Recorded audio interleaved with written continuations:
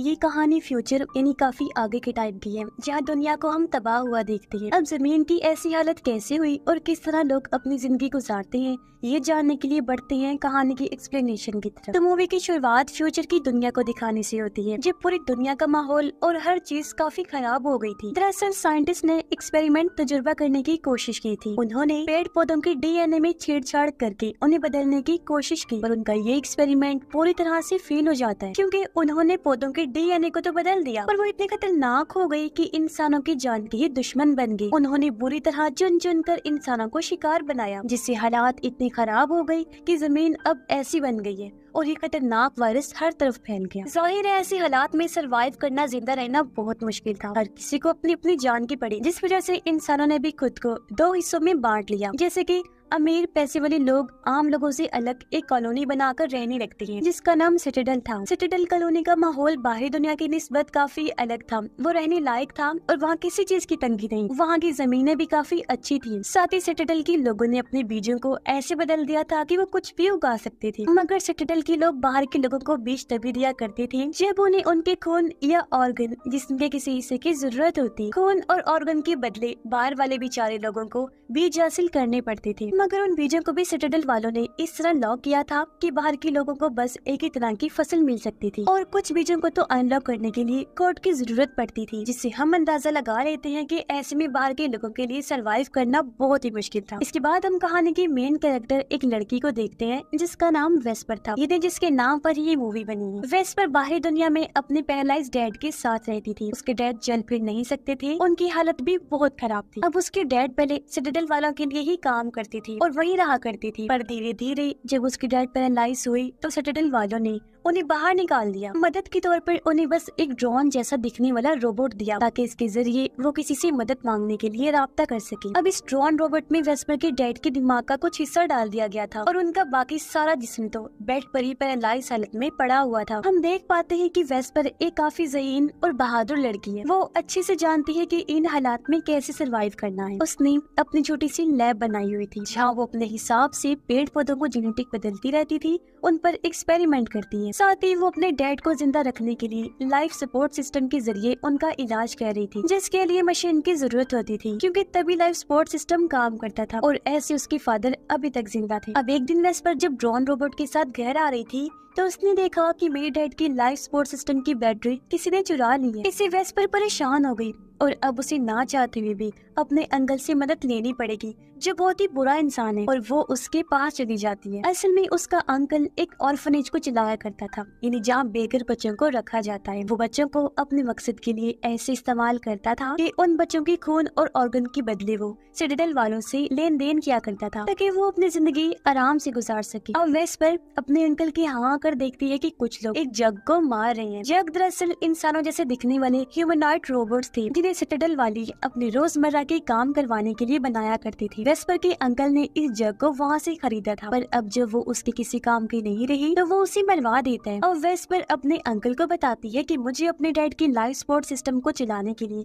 Battery चाहिए, जिसके लिए वो अपना खून देने को भी तैयार हो जाती है। अब उसका अंकल खून तो ले लेता है, लेकिन बैटरी लेने के लिए उसे 2 दिन के बाद आने का टाइम देता है। वेस्पर कहती है कि 2 दिन तो बहुत ज्यादा होंगे, मेरे डैड नहीं रुक सकते। पर जब अंकल नहीं सुनता तो वो जबरदस्ती बैटरी चुरा कर भागने की कोशिश करती है, पर बेचारी ऐसा कर नहीं पाती और अंकल उसे पकड़ लेता है। वो फिर वेस्पर को वहाँ से बाहर निकाल देता है। अब थोड़ी देर बाद वेस्पर चुपके से अंदर घुस जाती है। उसे ऐसा करते हुए एक बच्चे ने देख लिया था, पर वो किसी को भी कुछ नहीं बताता। अब सबसे पहले वेस्पर यहाँ से बैटरीज चुराती है, जिसके बाद कई सारे बीज भी ले लेती है, जो उसके अंकल ने सिटाडेल वालों से ये लिए थे। जिसके बाद वो सीधा अपने घर भाग जाती है। अब ऐसे ही कुछ दिन के बाद वेस्पर देखती है कि सिटाडेल वालों के हाथ से एक प्लेन उड़कर बाहर आया है, लेकिन वो कुछ दूरी के फासले पर ही तबाह हो जाता है। इसलिए वेस्पर फौरन उस तरफ भागती है, जहाँ उसे प्लेन के पास जख्मी हालत में एक औरत मिलती है, जिसका नाम कैमिला था। वो बेहोशी की हालत में थी। वेस्पर जल्दी से उसे सहारा देकर उठाती है और अपने साथ अपने घर ले आती है। वो कैमिला का इलाज करती है, उसकी मरहम पट्टी करती है, जिस वजह से कैमिला की तबीयत में सुधार आया और वो कल को ठीक से उठकर खड़ी हो जाती है। वो वेस्पर से कहती है कि मेरे साथ मेरे डैड, तुम जाकर उन्हें भी ढूंढो, क्योंकि हम सिटाडेल के रहने वाले हैं।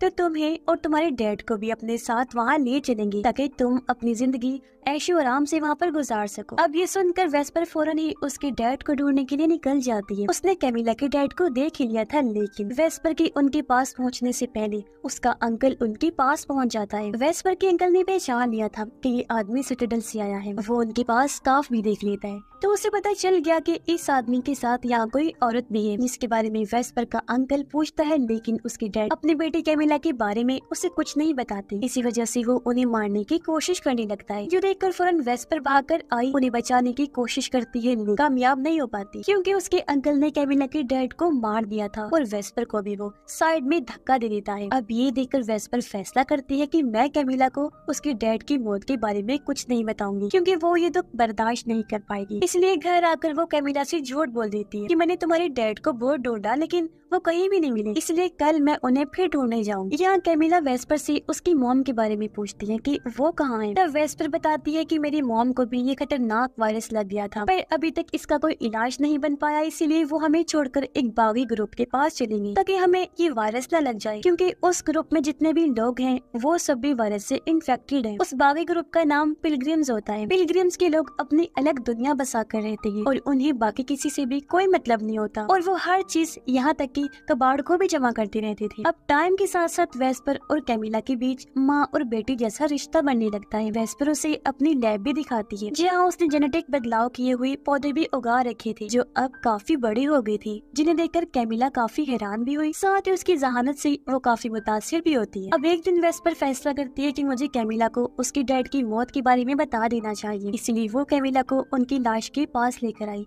जिन्हें मरा हुआ देखकर वो काफी टूट गई, फूट फूट कर रोने लगती है। तब वेस्पर बड़ी मुश्किल से उसे संभालती है। जिस दौरान वो कैमिला की गर्दन पर एक अजीब सा निशान देखती है। वेस्पर इस बारे में जब उसे पूछती है तो कैमिला ये राज खोलती है कि मैं असल में एक जग हूँ जिसे सिटाडेल में बनाया गया था और जिस आदमी ने मुझे बनाया था मैं उसे अपना फादर कहा करती थी, इसलिए उनकी मौत से मुझे इतना दुख पहुंचा। अब कैमिला बाकी जग की निस्बत काफी होशियार और एक्टिव जग थी, साथ ही उसके अंदर इंसानों जैसे इमोशंस जज्बात भी थे, इसलिए सिटाडेल वाले उसे मारना चाहते थे। उसे बचाने के लिए उस दिन कैमिला के डैड प्लेन के जरिए सिटाडेल से भाग रहे थे, लेकिन बीच रास्ते में उनका प्लेन तबाह हो गया, इस वजह से वो ज्यादा दूर तक नहीं जा पाए थे। कैमिला वेस्पर से कही थी कि मुझे एक और बात के लिए माफ करना, मैंने तुमसे झूठ बोला था कि हम तुम्हें और तुम्हारे डैड को सिटाडेल लेकर जाएंगे। अब जाहिर है हम वहाँ से भाग गए थे तो वापस जाने का तो सवाल ही पैदा नहीं होता था, मैं तो सिर्फ इसलिए कह रही थी ताकि तुम डैड को ढूंढ लो। ये सुनकर वेस्पर को काफी बुरा लगता है। वो कैमिला से नाराज होकर उस पर काफी गुस्सा करती है कि तुमने मेरा दिल तोड़ा है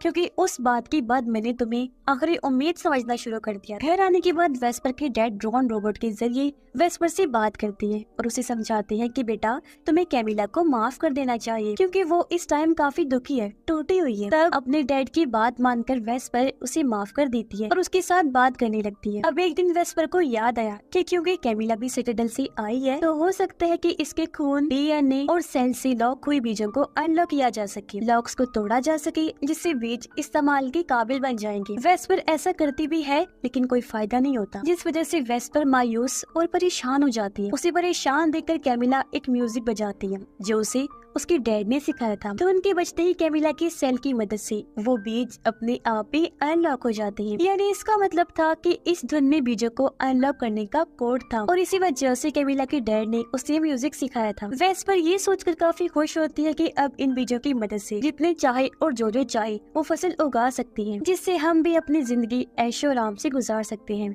सिटाडेल जैसी, और हमें वहाँ जाने की भी जरूरत नहीं पड़ेगी। अब एक दिन जब वेस्पर घर पर नहीं थी तो यहाँ उसका अंकल आ जाता है। वो जब कैमिला को यहाँ देखता है तो उसे अपने साथ ले जाने लगता है, पर जब उसकी नजर कैमिला की गर्दन पर बने निशान पर गई तो उसे ये जानने में देर नहीं लगती कि ये लड़की असल में एक जग है। लेकिन इससे पहले वो कैमिला के साथ कुछ करता यहाँ तभी वेस्पर भी आ जाती है और ये दोनों उसके अंकल पर हमला कर देती हैं और दोनों मिलकर उसे काबू कर लेती हैं। अब वेस्पर अपने अंकल को नहीं मारती, वो उसके सामने एक शर्त रख देती है कि अगर तुम सिटाडेल के लोगों को कैमिला के बारे में कुछ नहीं बताओगी तो मैं तुम्हें उन बीजों को अनलॉक करने का फॉर्मूला बताऊंगी, जिससे तुम और तुम्हारे ऑर्फनेज के बच्चे कभी भूखे नहीं मरेंगे। अब पहले तो उसका अंकल शर्त के लिए मान जाता है, लेकिन उसके अंदर जरा इनाम पाने की लालच आ गई थी, इसलिए वो घर वापस आकर सिटाडेल वालों से राब्ता करता है और उन्हें वहाँ कैमिला और बीजों के अनलॉक होने के बारे में बता देता है। इसलिए रात होते ही सिटाडेल के रेंजर्स अंकल के पास आए। वो सबसे पहले उसे मारते हैं, क्योंकि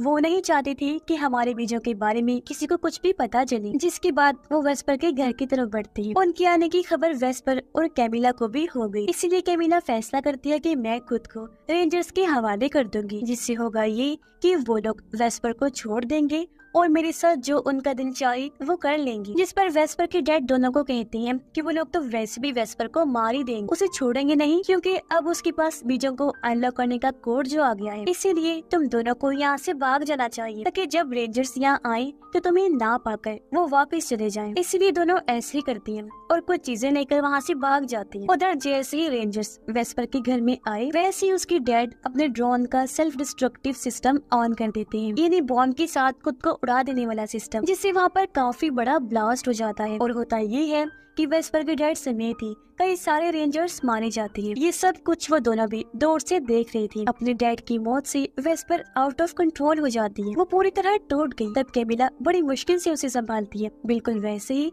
जैसे वेस्पर ने उसे संभाला था। लेकिन कुछ रेंजर्स जो बच गए थे इनका पीछा करने लगते, क्योंकि उन्होंने दोनों को देख लिया था, जिस वजह से उन्हें वहाँ से भागना पड़ता है। अब ये लोग जहरीले पौधों के बीच में आ गए थे। इनके पीछे रेंजर्स भी थे, और क्योंकि कैमिला को इन जहरीले पौधों के बारे में पता था, इसलिए वो दो रेंजर्स को यह फंसा कर मार देती है। जिसके बाद इन्हें दो और प्लेन्स के आने की आवाज सुनाई दी, यानी कि इतनी आसानी से वो कैमिला की जान छोड़ने वाली नहीं थी। ये बात कैमिला को भी पता चल चुकी थी, इसलिए वो फैसला करती है कि अब मैं खुद को रेंजर्स के हवाले कर दूंगी, ताकि वेस्पर उन बीजों के साथ आसानी से यहाँ से निकल सके। पर वेस्पर उसे ऐसा करने से रोक रही थी, लेकिन कैमिला ने तो फैसला कर लिया था जाने का। अब कैमिला के पास किसी को भी सुनाने की ताकत थी, जिस ताकत से वो वेस्पर को भी गहरी नींद में सुला देती है। और अगली सुबह जब वेस्पर की आँख खुली, वो देखती है कि कैमिला यहाँ पर नहीं है, जिसका मतलब साफ था कि वो रेंजर्स के साथ सिटाडेल वापस जा चुकी है। और वेस्पर भी अपने घर आती है, जहाँ सब कुछ तबाह बर्बाद हो चुका था। वो अपने घर की जमीन में कुछ बीज गाड़ देती है ताकि यहाँ फसल उग सके। तभी उसके पास कुछ बच्चे आ जाते हैं, जो दरअसल उसके अंकल के ऑर्फनेज के बच्चे थे। अब उन बच्चों को लेकर वेस्पर पिलग्रिम्स यानी बागी ग्रुप के पीछे जाती है, ताकि उन्हें कोई मदद मिल सके। जहाँ आकर वो देखती है कि पिलग्रिम्स ने कबाड़ इकट्ठा करके एक काफी बड़ी टावर जैसी बिल्डिंग बनाई हुई है, जिसके ऊपर वेस्पर चढ़ के उसके बिल्कुल ऊपर आ जाती है। और उसके पास जो बीज थे